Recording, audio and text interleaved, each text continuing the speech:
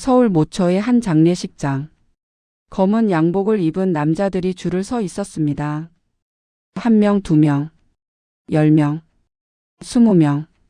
그들의 얼굴엔 모두 똑같은 표정이 새겨져 있었습니다. 깊은 슬픔과 존경. 형님, 저 사람들. 혹시 조용히 해. 저분들은 장례식장 입구를 가득 메운 그들. 등에는 용 호랑이가 새겨져 있었고 손등에는 지워지지 않는 문신이 선명했습니다. 조폭이었습니다. 그런데 이상한 점이 있었습니다. 그들은 누구 하나 소란을 피우지 않았고 담배도 피우지 않았으며 누구보다 정중하게 한 명씩 질서 있게 영정 앞에 무릎을 꿇었습니다. 영정 속 여자는 32살 특수부대 출신 여군이었습니다.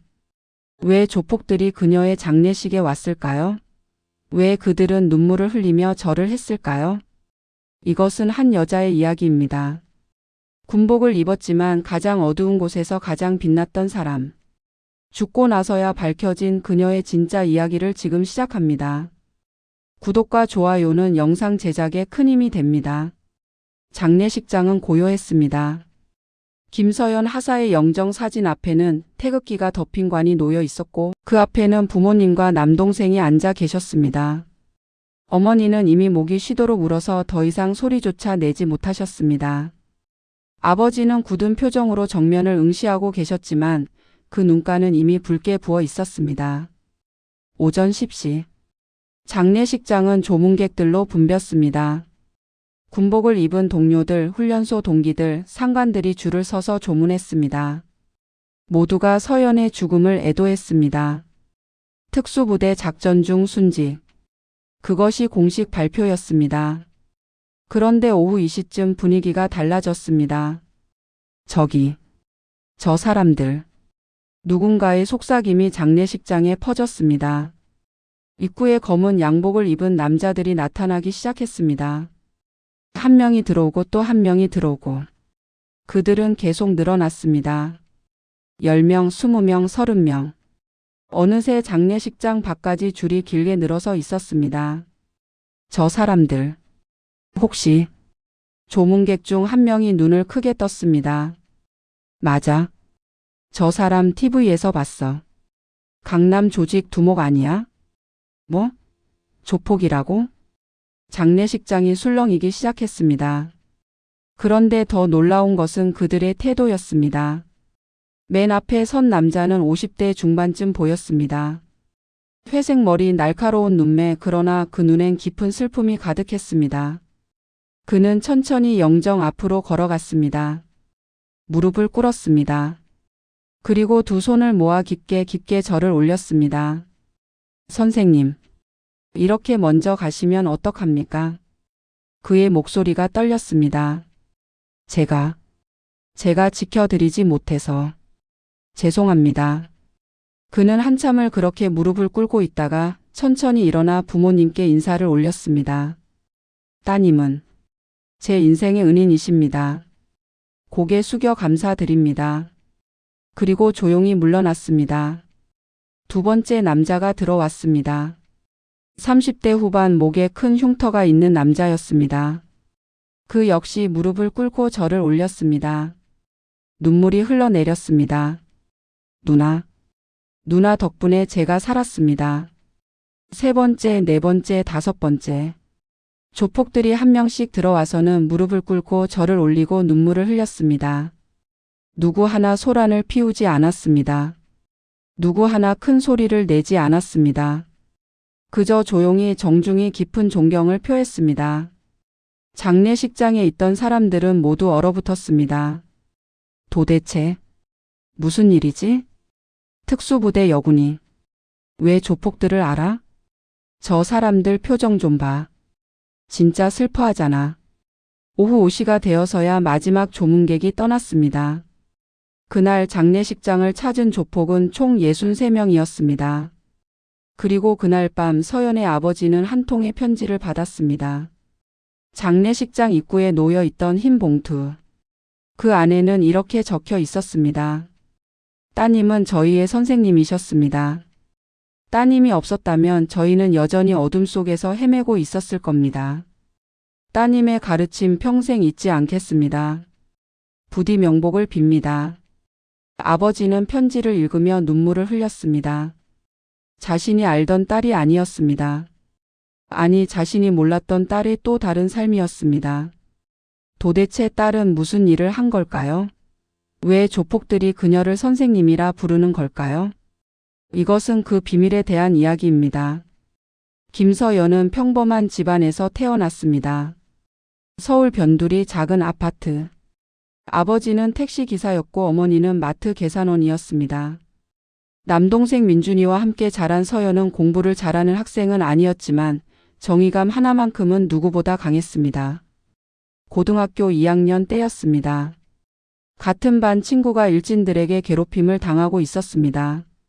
서연은 참지 못했습니다.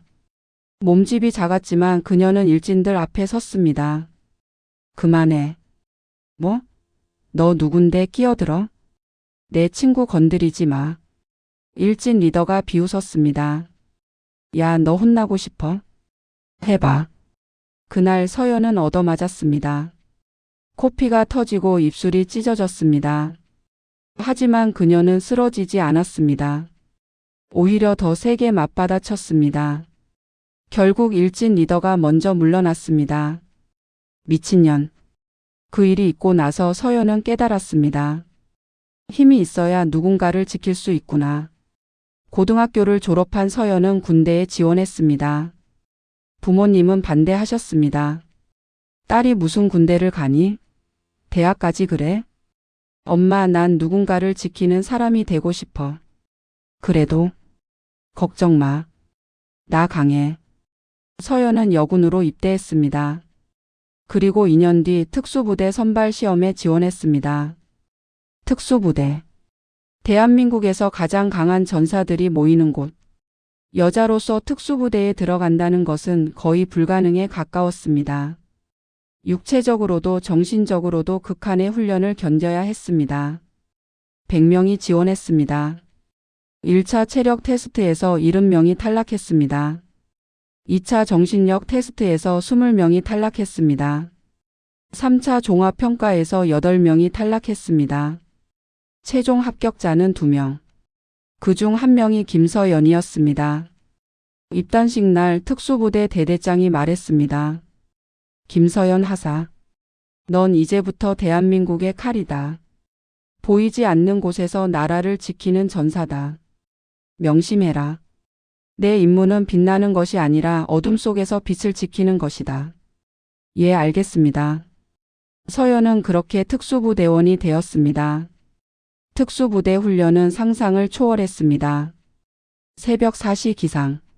30kg 배낭을 메고 20km 행군.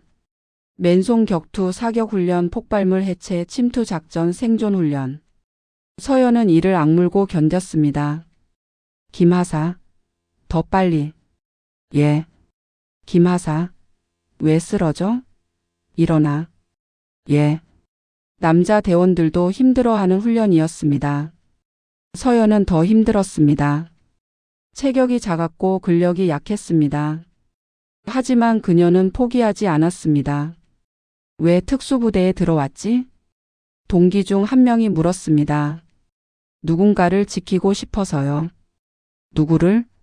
몰라요. 근데 언젠가 내가 꼭 필요한 순간이 올 것 같아요. 6개월의 지옥 훈련이 끝났습니다. 그리고 첫 번째 임무가 떨어졌습니다. 김서연 하사, 내일 오전 600시 작전 브리핑실로 집합. 예. 다음 날 서연은 브리핑실로 들어갔습니다. 스크린에는 한 남자의 사진이 떠 있었습니다. 이 사람은 장두식. 48세. 강남 일대를 장악한 조직폭력배 두목이다. 대대장이 설명했습니다. 최근 정보에 따르면 이 조직이 마약 밀매와 인신매매에 관여하고 있다. 우리는 이들을 체포하기 위한 합동작전을 진행한다. 김하사, 내 임무는 잠입이다. 잠입이요? 그렇다. 넌 민간인으로 위장해서 이 조직에 접근한다. 내부 정보를 수집하고 작전일에 우리가 진입할 수 있도록 문을 열어줘라. 서연은 침을 삼켰습니다. 알겠습니다. 일주일 뒤. 서연은 군복을 벗고 민간인 옷을 입었습니다. 긴 생머리를 내리고 화장을 했습니다. 거울 속 자신이 낯설었습니다. 김서연 하사, 이제부터 넌 박지민이다. 가정폭력으로 가출한 20대 여성. 갈 곳이 없어서 이 동네를 떠돌고 있다. 알겠나? 예. 조심해라. 저들은 짐승들이다. 한 번이라도 의심받으면 넌 죽는다. 명심하겠습니다. 서연은 강남의 뒷골목으로 들어갔습니다. 강남의 밤은 화려했습니다. 네온 사인이 거리를 밝히고 고급 차들이 도로를 메웠습니다. 하지만 그 이면에는 어둠이 있었습니다. 서연은 한 허름한 술집 앞에 섰습니다. 정보에 따르면 이곳은 장두식 조직의 아지트 중 하나였습니다. 뭐야 너? 문 앞에 서 있던 건달이 서연을 노려봤습니다. 저 일자리 구하고 있는데요. 일자리? 여기? 네. 혹시 서빙 같은 거라도. 건달이 서연을 물어봤습니다. 기다려봐. 건달은 안으로 들어갔고 잠시 후 한 남자가 나왔습니다. 40대 후반, 날카로운 눈매, 짧은 머리. 목에는 용 문신이 보였습니다. 넌 누구야? 박지민이라고 합니다. 어디서 왔어? 부산이요. 집에서 나왔어요. 왜? 아버지가. 술 드시고 때려서요. 서연은 준비한 대로 말했습니다. 남자는 서연을 한참 쳐다봤습니다. 갈 데 없어? 네. 일할 수 있어? 네, 뭐든지 할게요. 남자는 고개를 끄덕였습니다. 들어와. 근데 말 안 들으면 바로 쫓아낸다. 알았지? 네, 감사합니다. 서연은 그렇게 조직에 들어갔습니다. 처음 며칠은 설거지와 청소만 했습니다. 서연은 조용히 일했습니다. 아무 말도 하지 않았고 아무 질문도 하지 않았습니다. 그저 시키는 일만 했습니다. 일주일이 지났습니다. 야, 지민아. 네? 오늘 저녁에 형님 오신다. 신경 써서 준비해. 형님이요? 우리 두목님. 장두식이 온다는 말이었습니다.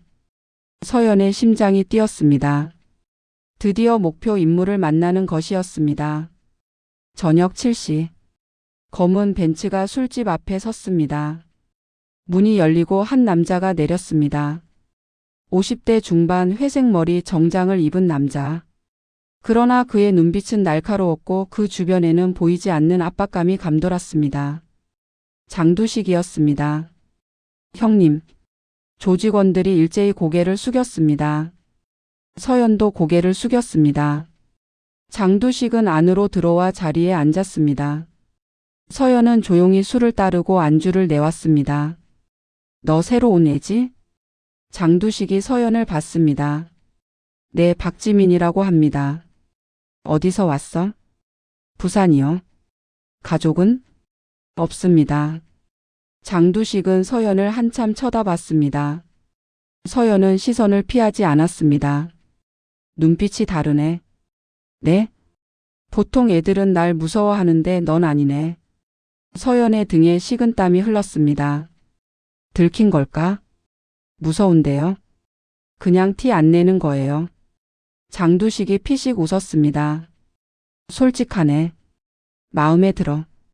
그날 이후 서연은 장두식의 눈에 들었습니다. 한 달이 지났습니다. 서연은 조직 내부 정보를 조금씩 수집했습니다. 마약 거래 장소, 인신매매 루트, 조직원 명단. 그녀는 모든 것을 기억하고 몰래 본부에 보고했습니다. 잘하고 있다. 계속 진행해라. 예. 그런데 문제가 생겼습니다. 어느 날 서연은 조직원들이 한 여자를 끌고 오는 걸 봤습니다. 10대 후반쯤 보이는 어린 여자였습니다. 얼굴은 멍투성이었고 옷은 찢어져 있었습니다. 놓아주세요. 제발. 여자가 울부짖었습니다. 닥쳐. 너 이제 우리 상품이야. 조직원이 여자를 지하실로 끌고 갔습니다. 서연의 주먹이 떨렸습니다. 참아. 임무를 생각해. 지금 움직이면 모든 게 물거품이 돼. 하지만 그날 밤 서연은 잠을 잘 수 없었습니다. 지하실에서 들려오는 비명 소리가 귓가에 맴돌았습니다.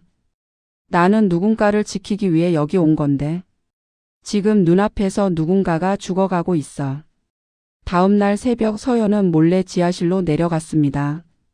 여자는 구석에 웅크리고 있었습니다. 괜찮아? 여자가 고개를 들었습니다. 눈은 공포로 가득했습니다. 누구세요? 조용히 해. 나 너 도와주러 왔어. 도와준다고요? 응. 넌 여기서 나갈 거야. 하지만 내 말만 들어. 오늘 밤 12시 뒷문이 열릴 거야. 그때 뛰어. 알겠지? 왜? 저를 도와주세요. 서연은 잠시 침묵했습니다. 나도 한때 너처럼 무서웠거든. 그날 밤 서연은 뒷문에 자물쇠를 열어놨습니다. 여자는 무사히 탈출했습니다. 하지만 다음 날 조직은 발칵 뒤집혔습니다. 상품이 도망갔다. 문 잠갔었잖아. 누가 열어준 거 아니야? 장두식이 직접 나섰습니다. 다들 모여. 조직원들이 일제히 모였습니다. 서연도 그 안에 있었습니다. 장두식의 눈빛이 차갑게 가라앉았습니다. 이 중에 배신자가 있다. 정적이 흘렀습니다. 누가 문을 열었지? 아무도 대답하지 않았습니다. 장두식은 천천히 조직원들을 훑어봤습니다. 그리고 서연 앞에 섰습니다.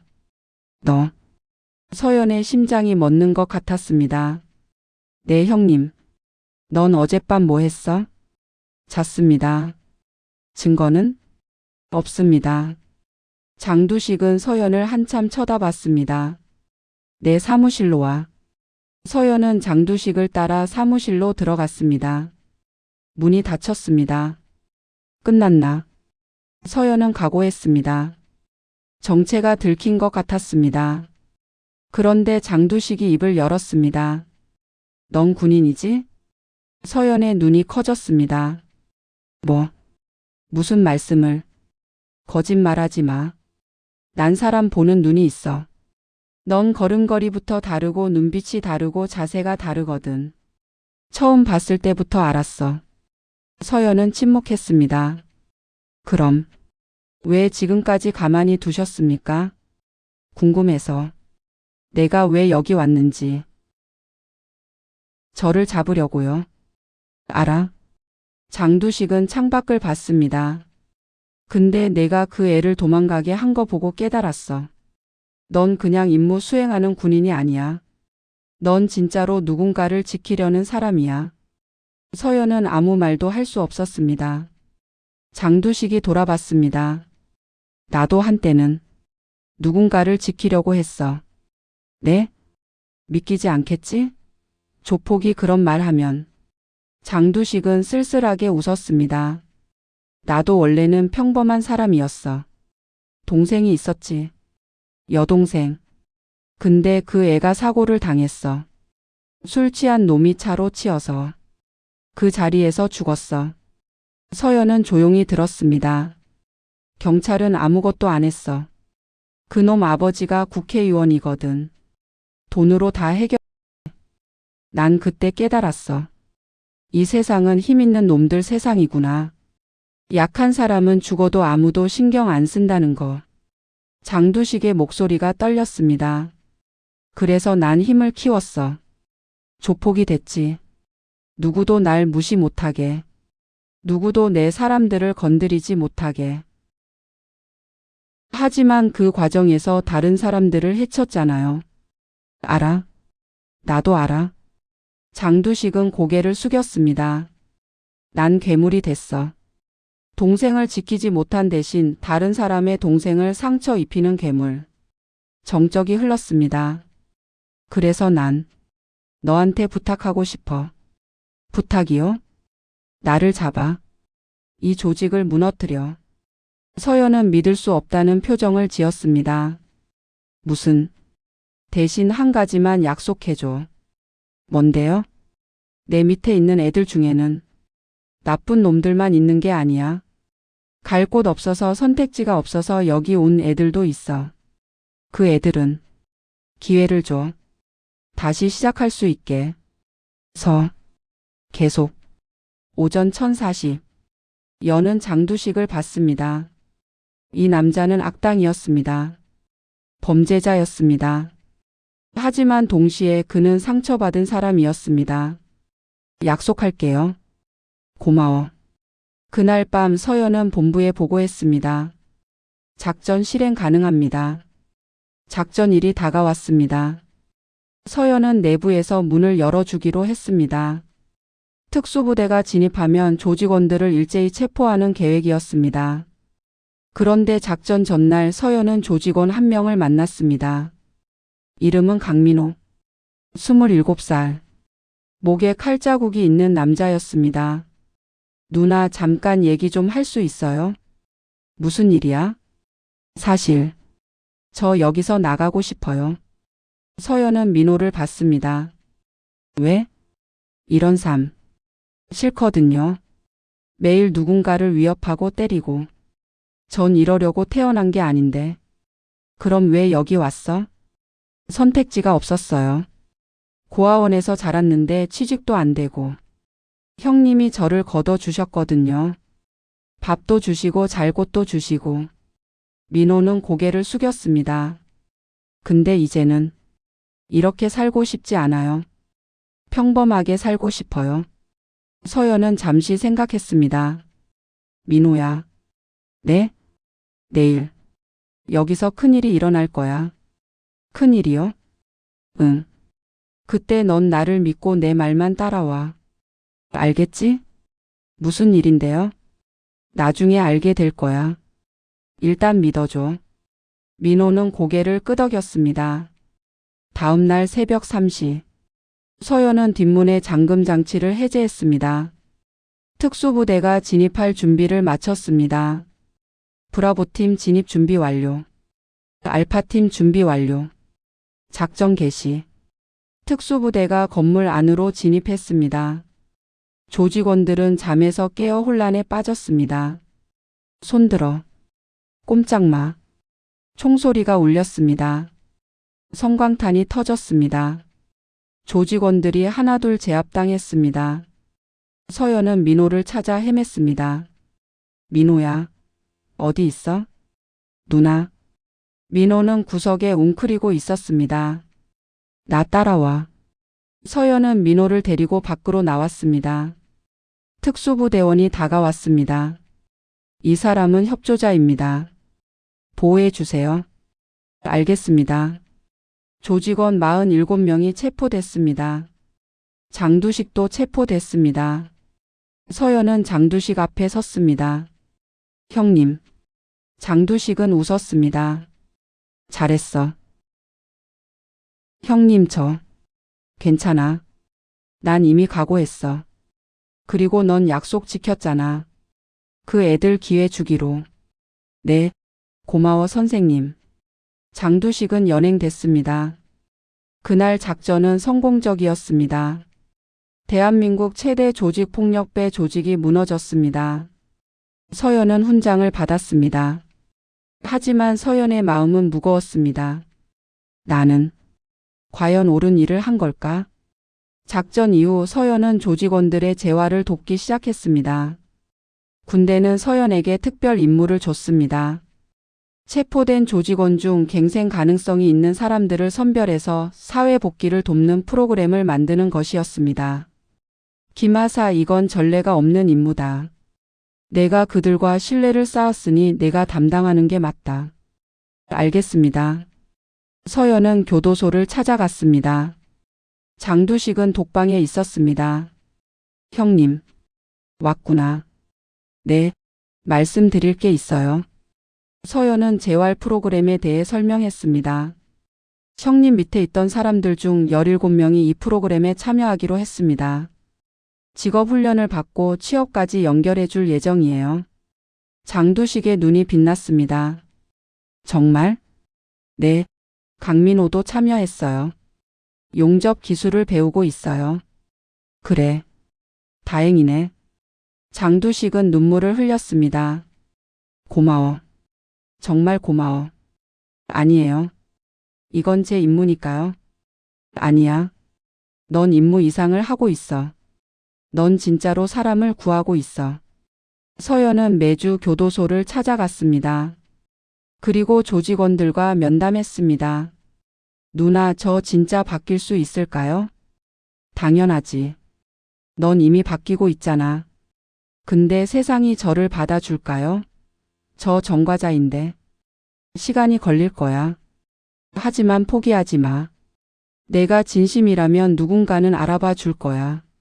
서연은 그들에게 희망을 줬습니다. 그들은 서연을 선생님이라고 불렀습니다. 1년이 지났습니다. 17명 중 12명이 취업에 성공했습니다. 강민호는 조선소에 취직했습니다. 다른 사람들도 하나둘 사회로 돌아갔습니다. 선생님 덕분입니다. 아니야. 너희가 노력한 거야. 아니에요. 선생님이 없었으면 저희는 다시 나쁜 짓 했을 거예요. 서연은 뿌듯했습니다. 이게 내가 하고 싶었던 일이야. 누군가를 지키는 것. 그런데 2023년 10월 새로운 임무가 떨어졌습니다. 김서연 하사 국경지역 밀수 조직 소탕 작전에 투입된다. 예. 이번 작전은 위험하다. 무장 밀수꾼들이야. 조심해라. 알겠습니다. 서연은 팀과 함께 국경 지역으로 이동했습니다. 작전일 밤 11시. 특수부대는 밀수 조직의 아지트를 포위했습니다. 진입한다. 서연은 선두에 섰습니다. 문을 열고 들어가는 순간 총성이 울렸습니다. 어머. 서연은 팀원들을 보호하며 전진했습니다. 밀수꾼들은 예상보다 무장이 강했습니다. 김하사 퇴각. 안 됩니다. 민간인 인질이 있어요. 서연은 건물 안쪽을 봤습니다. 창고에 묶여 있는 사람들이 보였습니다. 저 사람들 구해야 해요. 너무 위험해. 전 갑니다. 서연은 뛰어들었습니다. 총알이 빗발쳤습니다. 서연은 몸을 낮추고 전진했습니다. 창고에 도착했습니다. 인질들을 풀어주기 시작했습니다. 괜찮아요. 제가 구하러 왔어요. 고마워요. 그때였습니다. 뒤에서 총성이 들렸습니다. 서연은 몸을 돌렸습니다. 밀수꾼 한 명이 인질을 향해 총을 겨누고 있었습니다. 서연은 본능적으로 인질 앞에 섰습니다. 안 돼. 총성. 서연의 가슴에 총알이 박혔습니다. 서연은 쓰러졌습니다. 김하사. 팀원들이 달려왔습니다. 밀수꾼은 제압됐습니다. 인질들은 구출됐습니다. 하지만 서연은 피를 흘리며 쓰러져 있었습니다. 김하사. 정신 차려. 의무병. 빨리. 서연은 눈을 떴습니다. 시야가 흐려졌습니다. 인질들은 무사해요? 그래, 다 무사해. 넌 그들을 구했어. 다행이다. 서연은 미소 지었습니다. 저는 제가 하고 싶었던 일 했네요. 김하사. 눈 감지 마. 누군가를 지켰어요. 서연의 눈이 감겼습니다. 김하사. 2023년 11월 3일. 김서연 하사 순직. 향년 32세. 장례식 소식이 퍼졌습니다. 교도소에 있던 장두식도 소식을 들었습니다. 뭐라고? 선생님이 돌아가셨습니다. 장두식은 그 자리에서 무너졌습니다.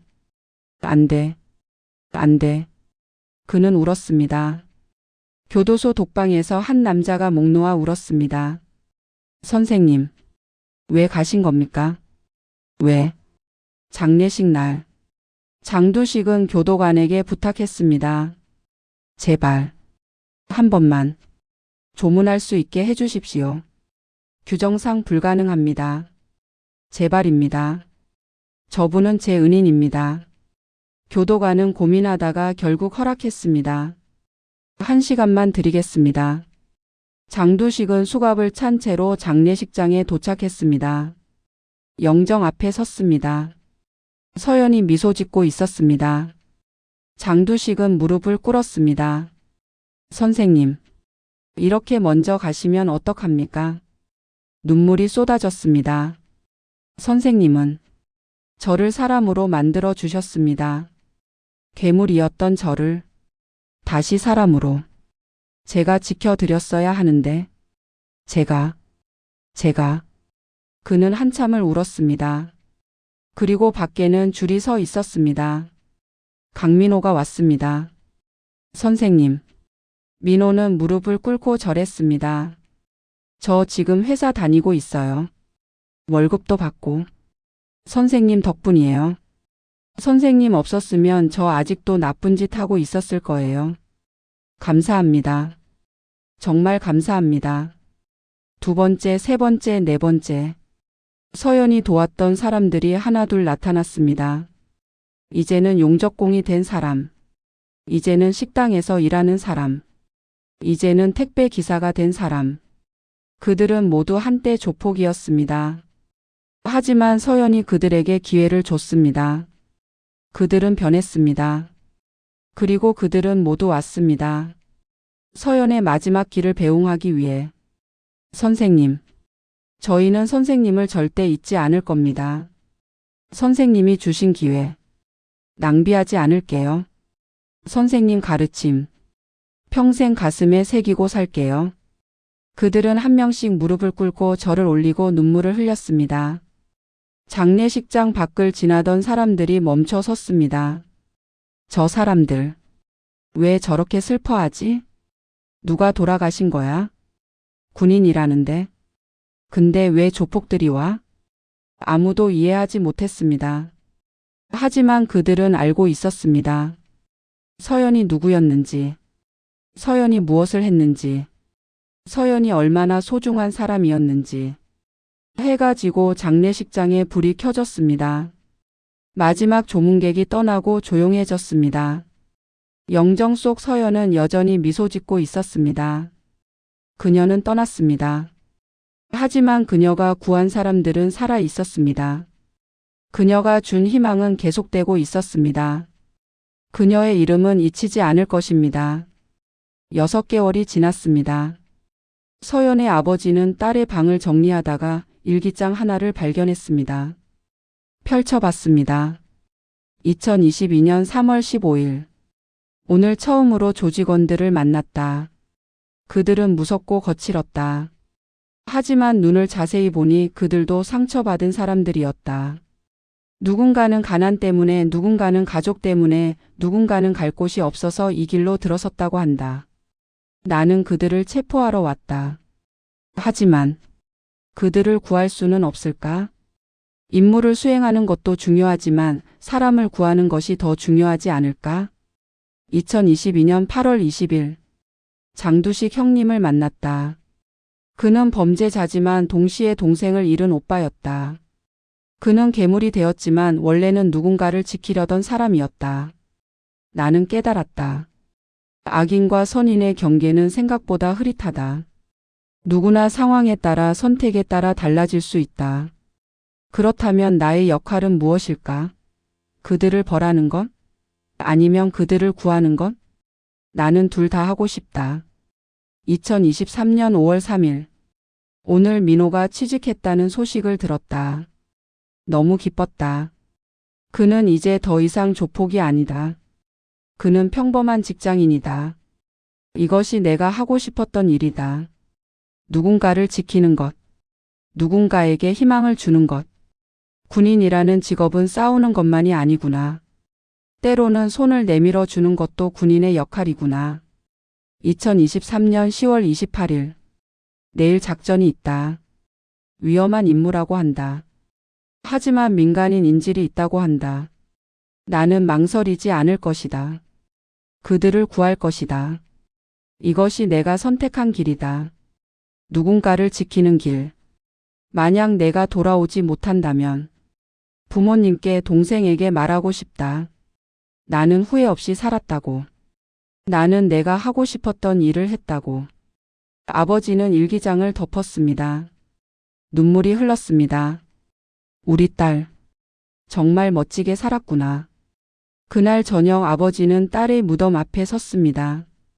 서연아, 아빠는 내가 자랑스럽다. 너는 진짜 영웅이었어. 내가 구한 사람들이 모두 너를 기억하고 있어. 너는 정말 멋진 딸이었어. 바람이 불었습니다. 어디선가 서연의 목소리가 들리는 것 같았습니다. 아빠 걱정 마. 나는 행복했어. 1년 후, 강민호는 조선소에서 성실하게 일하고 있었습니다. 그는 월급의 일부를 모아서 매년 서연의 기일에 장학금을 기부했습니다. 선생님이 저를 구해주셨으니 저도 누군가를 도와야죠. 장두식은 교도소에서 모범수로 생활하며 다른 수감자들에게 희망을 전했습니다.